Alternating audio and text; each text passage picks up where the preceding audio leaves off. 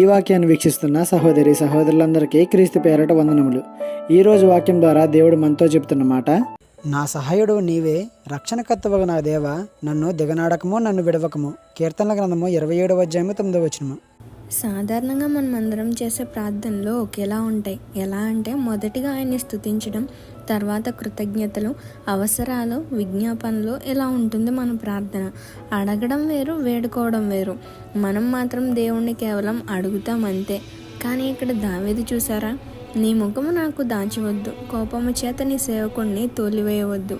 నా సహాయకుడువు నీవే, రక్షణకర్తవగు దేవా, నన్ను విడనాడకము, నన్ను విడవద్దు. చేసింది ఒకటే తప్పు, మరలా దాని జోలికి వెళ్ళలేదు, ఒప్పుకొని విడిచిపెట్టేశాడు. అయినా సరే దేవుడిని వేడుకోవడం మానలేదు.